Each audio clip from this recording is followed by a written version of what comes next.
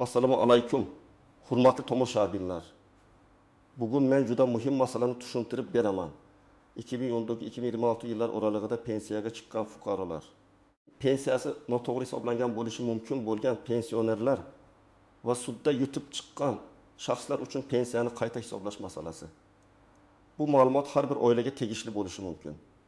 Chunki deyarli har birimizning uyimizda pensiyon ota-ona, bobo-buvi, qarindosh yoki yaqin inson bor. Eng muhimi, ayrim hollarda odamlar yillar davomida o'ziga tegishli pulni kam olib kelgan bo'lishi mumkin. Shuning uchun videoni oxirigacha ko'ring. Men bugun kimlar qayta hisoblashni talab qilishi mumkin?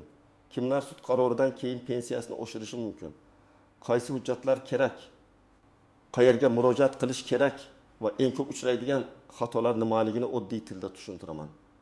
Kanalga hoziroq obuna bo'ling, videoga like bosing. Chunki bunday ma'lumotlar vaqtida yetib borsa, odamlar o'z haqini talab qila oladi. Avvalo pensiya qanday hisoblanishini oddiy qilib tushuntirib olay. Pensiya odatda fuqarolik ish staji, ish haqi miqdori, sug'urta badallari, ishlagan davrlar, imtiyozli davrlar, harbiy xizmat, bolani parvarishlash davri, ayrim hollarda nogironlik yoki boquvchisini yo'qotganlik holatlari asosida hisoblanadi. Ya'ni pensiya birgina necha yil ishlagan degan savol bilan cheklanmaydi. Hisob kitobda ko'plab mayda ko'rinadigan, lekin yakunda pulga ta'sir qiladigan omillar bor. Oldin ko'p fuqarolar pensiyaga chiqqanda ularga hammasi kompyuterda hisoblangan, xato bo'lmaydi deb aytilgan. Lekin amaliyotda men ko'p ko'rganman. Arxivdan ish haqi ma'lumotnomasi topilmagan, mehnat daftarchasidagi yozuv noto'g'ri o'qilgan, korxona nomi o'zgargani sababli ish staji tan olinmagan, sud qarori bo'lsa ham u vaqtida pensiya jamg'armasiga yetkazilmagan yoki fuqaroga qaysi davrni hisobga kiritish mumkinligi umuman tushuntirilmagan. Natijada odam pensiyasini oladi, lekin aslida olish kerak bo'lgan summadan kamroq oladi. 2019 yildan keyingi davrga alohida e'tibor berish kerak. Chunki aynan 2019-2026 yillar oralig'ida pensiya tizimida raqamlashtirish, elektron bazalar, ish stajini tasdiqlash tartibi, ish haqi ma'lumotlarini aniqlash, sud qarorlari ijrosi, ayrim imtiyozli toifalar bo'yicha amaliyot o'zgarib bordi. Bu shuni anglatadiki, eski tartibda rad etilgan yoki hisobga olinmagan davrlar bugungi kunda qayta ko'rib chiqilishi mumkin. Albatta, har bir holat alohida tekshiriladi. Lekin bir marta hisoblangan pensiya endi umrbod o'zgarmaydi degan tushuncha noto'g'ri. Qonuniy asos bo'lsa, pensiya qayta hisoblanadi. Birinchi navbatda 2019-2026 yillar oralig'ida pensiyaga chiqqan fuqarolar o'z pensiya hujjatlarini bir marta tekshirtirib qo'yishi kerak. Ayniqsa, agar siz pensiyaga chiqqan paytda arxiv hujjatlari to'liq bo'lmagan bo'lsa, ish haqi ma'lumotnomasi topilmagan bo'lsa yoki sizga bu yillar kirmaydi deb aytilgan bo'lsa, bu masalani qayta ko'rib chiqish kerak. Chunki keyinchalik arxiv hujjatlari topilgan bo'lishi, korxona vorisi aniqlangan bo'lishi, elektron bazaga ma'lumot tushgan bo'lishi yoki sud orqali tasdiqlash imkoniyati paydo bo'lgan bo'lishi mumkin. Masalan, bir fuqaro 2020 yilda yoshga doir pensiyaga chiqqan. Uning mehnat daftarchasida 1998 yildan 1935 yilgacha bir zavodda ishlagani yozilgan yo'lga, lekin zavod tugatilgan, arxivda ma'lumot topilmagan. Pensiya hisoblanganda bu davrning faqat bir qismi tan olingan. Fuqaro oyiga 1,6 ming so'm pensiya olib kelgan. Keyinroq arxivdan buyruqlar nusxasi, ishga qabul qilish va ishdan bo'shatish haqidagi hujjatlar topildi. Shu 7 yil to'liq stajga kiritilsa, pensiya miqdori masalan 1,6 ming so'mdan 1,6 ming so'mdan 1,9 ming so'mga oshishi mumkin. Far oyiga 2 ming so'm. Bir qarashda katta ko'rmasligi mumkin, lekin bir yilda 30 ming so'm, bir necha yilda esa ancha sezilarli pul bo'ladi. Ikkinchi toifa, sudda yutib chiqqan fuqarolar. Bu juda muhim. Agar sud sizning ish stajingizni tan olgan bo'lsa, ish haqingizni tasdiqlagan bo'lsa, mehnat munosabatlari bo'lganini belgilagan bo'lsa yoki pensiya jamg'armasining rad javobini noqonuniy deb topgan bo'lsa, siz shunchaki sud qarorini olib qo'yib o'tirmasligingiz kerak. Sud qarori kuchga kirgandan keyin uni ijroga qaratish, pensiya jamg'armasiga taqdim etish, qayta hisoblashni yozma ravishda so'rash kerak. Aks holda amaliyotda shunday holatlar bo'ladi. Fuqaro sudda yutadi, lekin pensiya miqdori oylar davomida o'zgarmaydi. Chunki tegishli organ qayta hisoblash bo'yicha alohida ariza olmagan yoki qaror ijrosi oxirigacha yuritilmagan. Misol keltiraman. Ayol kishi 2020 yilda pensiyaga chiqqan. U 1996 yillarda kolxozda ishlagan. Lekin hujjatlar yo'qolgan. Pensiya tayinlashda bu davr inobatga olinmagan. Ayol sudga murojaat qilgan guvohlar arxiv ma'lumotlari eski ish haqi vedomoslari asosida sud uning o'sha davrda ishlaganini tan olgan. Sud qarori kuchga kirgach, u pensiya jamg'armasiga ariza bilan kiradi.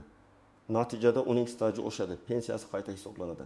Agar pensiya 1400 ming so'm bo'lgan bo'lsa, qayta hisoblashdan keyin 1600 ming yoki 1700 ming so'm bo'lishi mumkin. Aniq summa har bir ishdagi ko'rsatkichlarga bog'liq, lekin asosiy mazmun shu. Sud qarori faqat qog'oz emas. U pulga ta'sir qilishi mumkin bo'lgan huquqiy asosdir. 3-toifa. Pensiyaga chiqishda ish haqi noto'g'ri olingan fuqarolar. Ba'zan odamning staji to'g'ri, lekin hisob-kitobga olingan ish haqi past bo'ladi. Masalan, fuqaro 1997-2002 yillarda yaxshi oylik olgan, lekin pensiya hisoblashda undan oldingi kamroq oylik davrlar olingan yoki ish haqi ma'lumotnomasi xato kiritilgan. Bunday vaziyatda pensiya miqdori sezilarli kamayadi. Agar keyinroq to'g'ri ish haqi ma'lumotnomasi topilsa yoki xato raqam aniqlansa, qayta hisoblash talab qilinadi. 4-toifa. Imtiyozli stajga ega bo'lganlar. Masalan, zararli yoki og'ir sharoitda ishlaganlar, ayrim tibbiyot, ta'lim, konchilik, transport, harbiylashgan xizmatlar, maxsus ro'yxatlarga kiradigan kasblar bo'yicha ishlaganlar. Bunda faqat men og'ir joyda ishlaganman deyish yetarli emas. Lavozim nomi, ish joyi, tarif ro'yxati, buyruqlar, attestatsiya hujjatlari, mehnat sharoiti to'g'risidagi ma'lumotlar muhim bo'ladi. Agar bu hujjatlar vaqtida taqdim etilmagan bo'lsa, pensiya oddiy tartibda hisoblangan bo'lishi mumkin. Keyin hujjatlar topilsa, qayta hisoblash masalasi ko'tariladi. 5-toifa. Pensiya tayinlangandan keyin ishlashni davom ettirgan pensionerlar. Ayrim hollarda pensiya tayinlangandan keyingi ish davri. Qo'shimcha staj yoki to'langan badallar keyingi qayta hisoblashga ta'sir qilishi mumkin. Bu yerda ham hamma uchun bir xil qoida yo'q. Chunki pensiya turi, ish davri, qonunchilikdagi amaldagi tartib va ariza berilgan sana ahamiyatli. Lekin agar siz pensiyaga chiqqaningizdan keyin ham rasmiy ishlagan bo'lsangiz, baribir ta'sir qilmaydi deb o'ylamang. Hujjatlarni tekshirtiring. Kimlar ko'proq xavotir olmasligi mumkin? Agar siz pensiyaga chiqqaningizda barcha staj davrlari to'liq kiritilgan bo'lsa, ish haqi ma'lumotlari to'g'ri bo'lsa, sizda sud qarori, yangi topilgan arxiv hujjati, qo'shimcha ish staji yoki xatoni tasdiqlovchi dalil bo'lmasa, qayta hisoblash natijasida katta o'zgarish bo'lmasligi mumkin. Lekin men baribir pensiya hisob-kitob varaqasini bir marta ko'rib chiqishni maslahat beraman. Chunki ko'p odam o'z pensiyasi nimaga asoslanganini bilmaydi. Odam faqat bank kartasiga tushgan summani ko'radi. Xolos. Endi eng muhim nozik jihatlarga o'tamiz. Birinchi nozik jihat, qayta hisoblash har doim ham avtomatik bo'lmaydi. Ko'pchilik davlat o'zi biladi.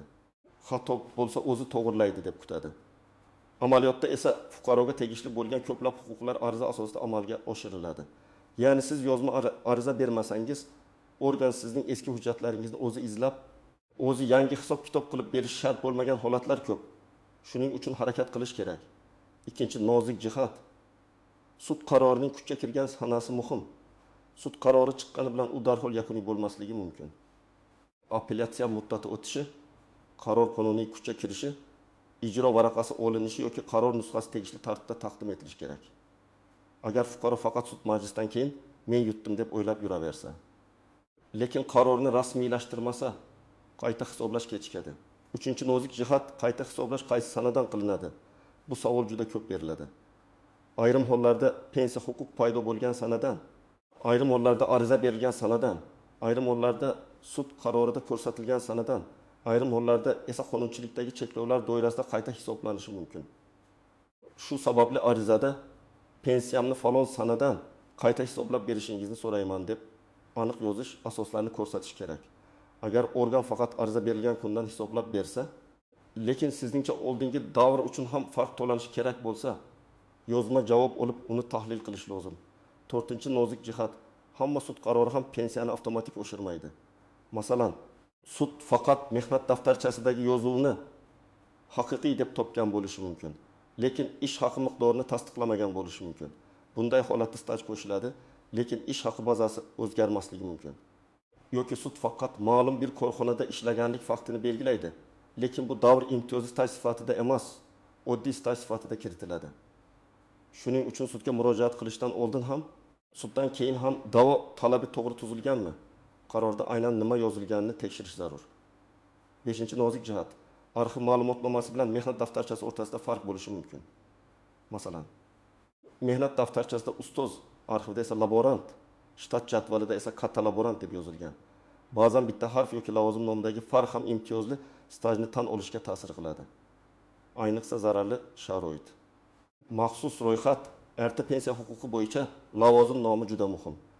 Bunday vaziyatda qo'shimcha hujjatlar, buyruqlar, lavozim yo'riqnomasi, korxonaning nomi o'zgargani haqidagi ma'lumotlar kerak bo'ladi. 6-nozik jihat. Og'zaki rad javobiga ishonmang. Ko'p pensionerlar menga bo'lmaydi deyishdi deydi. Men har doim so'rayman. Yozma javob bormi? Ko'pincha yo'q. Og'zaki javobni isbotlash qiyin. Agar siz hujjat topshirsangiz va sizga rad etishsa, yozma javob so'rang. Yozma javobda nima uchun rad etilgani, qaysi qonun yoki qoida asos bo'lgani ko'rsatilishi kerak. Ana shundan keyin siz yuqori tashkilotga shikoyat qilishingiz yoki sudga murojaat qilishingiz mumkin. 7-nozik jihat. Hujjat yo'qolgan bo'lsa, huquq ham yo'qoladi degani emas. Korxona tugatilgan, arxiv yonib ketgan, hujjat topilmayapti degan holatlar bor. Lekin ayrim hollarda ish stajini boshqa hujjatlar bilan, masalan, buyruq nusxalari, hisob-kitob vedomoslari, kasaba uyushmasi hujjatlari, harbiy bilet, diplomdan keyingi yo'llanma, sud orqali guvohlar ko'rsatmasi, arxivning bilvosita ma'lumotlari bilan tasdiqlash mumkin. Albatta, har bir dalilning kuchi turlicha, lekin hujjat yo'q ekan, tamom deb qo'l siltash xato. 8-nozik jihat. Pensioner vafot etgan bo'lsa-chi, bu juda nozik, lekin hayotiy masala. Ba'zi oilalarda ota yoki ona yillar davomida kam pensiya olgan bo'lishi mumkin. Keyin farzandlar hujjatlarni topadi. Bunday holatda merosxo'rlar yoki oila a'zolari ayrim to'lanmay qolgan summalar bo'yicha huquqqa ega bo'lishi mumkinmi degan savol tug'iladi. Bu masala pensiya turi, vafot sanasi, murojaat muddati va mavjud hujjatlarga qarab alohida ko'riladi. Men bunday vaziyatda albatta mutaxassisga hujjatlarni ko'rsatishni maslahat beraman. Chunki noto'g'ri ariza bilan vaqt yo'qotish mumkin. Birinchi qadam, pensiya hujjatlaringizni yig'ing. Sizda mehnat daftarchasi, pasport yoki ID karta, pensiya guvohnomasi, ish haqi ma'lumotnomalari, arxiv javoblari, sud qarorlari, ijro hujjatlari, harbiy bilet, diplom, bolalar tug'ilganlik guvohnomalari, nikoh yoki familiya o'zgarganini tasdiqlovchi hujjatlar bo'lishi mumkin. Har bir hujjatni alohida papkaga soling. Asal nusxalarini yo'qotmang. Nusxa tayyorlab qo'ying.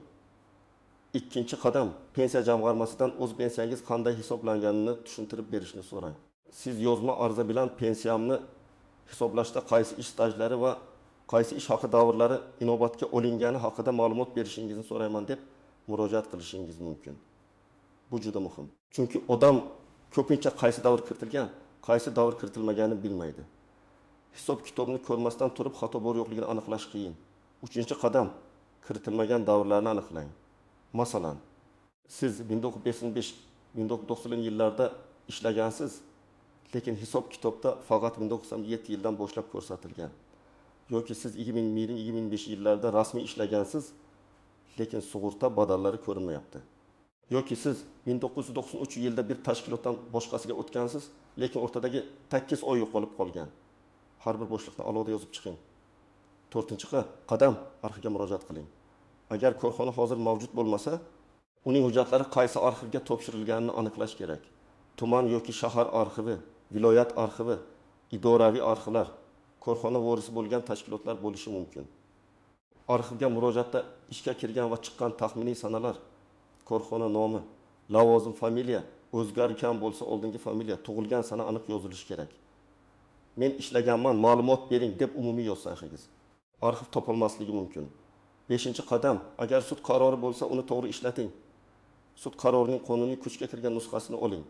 Agar kerak bo'lsa, ijro varaqasi yoki qaror ijrosini ta'minlash bo'yicha hujjatlarni rasmiylashtiring. Pensiya jamg'armasiga ariza yozing. Falon sudning falon sanadagi qarori asosida pensiyamni qayta hisoblab berishingizni, hisoblangan farq summalarni to'lab berishingizni so'rayman. Arizaga qaror nusxasini ilova qiling. Arizani 2 nusxada tayyorlang. Bittasini topshiring, ikkinchisiga qabul qilingan sana va raqamni qo'ydirib oling. Agar elektron murojaat qilsangiz, ro'yxatga olingan raqamni saqlab qo'ying. 6-qadam, javobni kuting, lekin nazorat qiling. Murojaatga qonunchilikda belgilangan muddatlarda javob berilishi kerak. Agar javob kechiksa, ko'rib chiqilyapti degan og'zaki gap bilan cheklanib qolmang.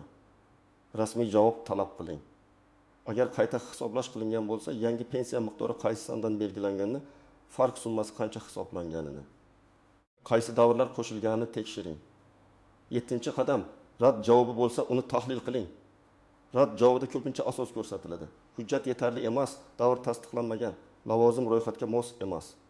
Ish haqi ma'lumotnomasi talabga javob bermaydi.